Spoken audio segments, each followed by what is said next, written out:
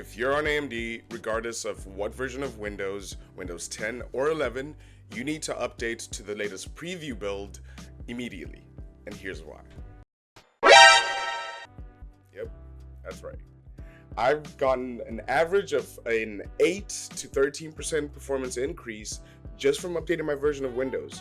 Now, I'm not going to go too deep into the whole reason behind this, but basically it comes down to this. AMD just recently released Ryzen 9. Their performance claims were higher than what reviewers were getting, and apparently it was because of some administrator settings in Windows, yada yada yada yada.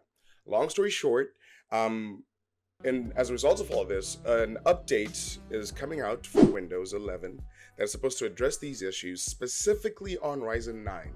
However, it is expected to see benefits on Ryzen 7. That said, I have a Ryzen 5 5900X, and I just recently updated from Windows 23.h2 to 24.h2. This is the insider preview build.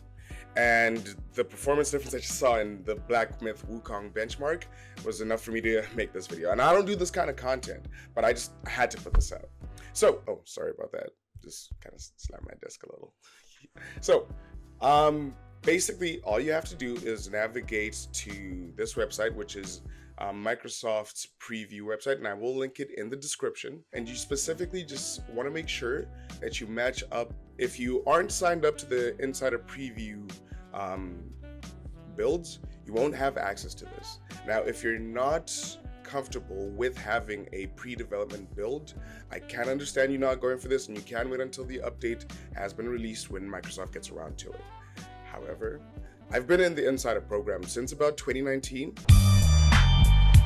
and the release builds are usually pretty good. I've rarely ever had any issues, but if you do, it's fairly easy to roll back, and it's not the biggest issue.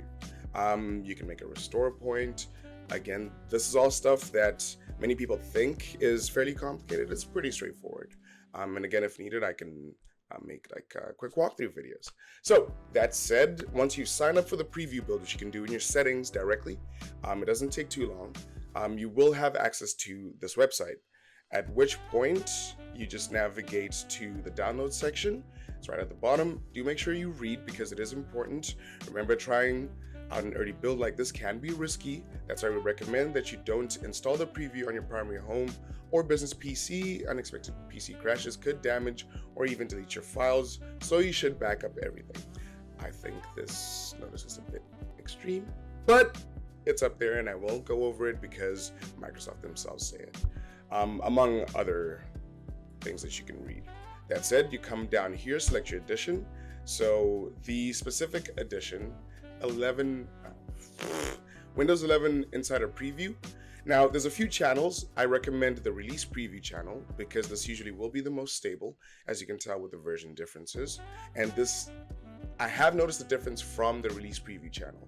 It is possible that the beta dev or Canary channels may have more substantial increases. However, just for peace of mind, I recommend version 26.1.115.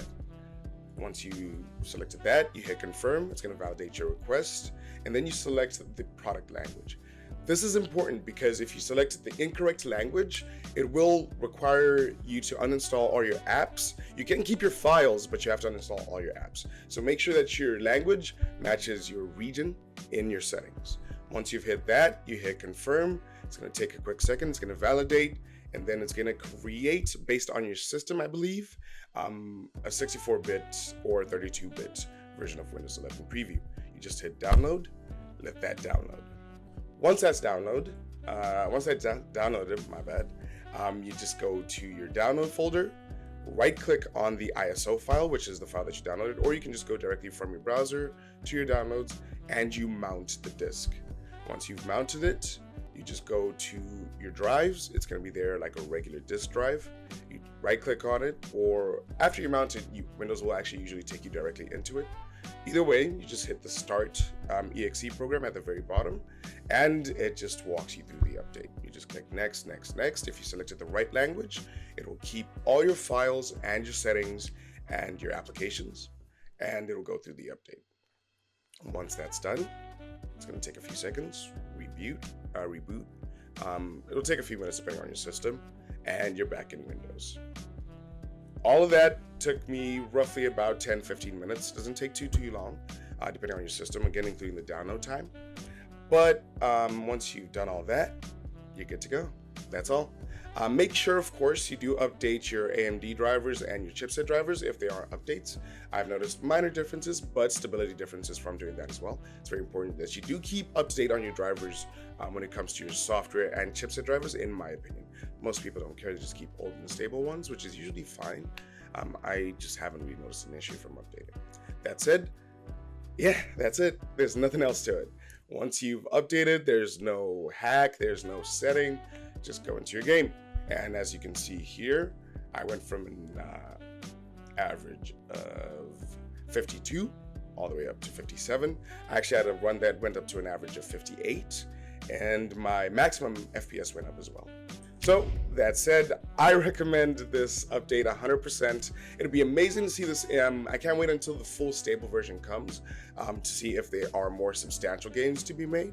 But if you want the frames now, which I do, I say do it.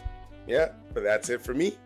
Like I said, I don't usually make these kind of videos. I'm a gaming guy. Like, I like to just play games, and I think this is gonna affect everyone. Like, regardless of what game you play, some games might have a minuscule benefit, some games might have a substantial benefit.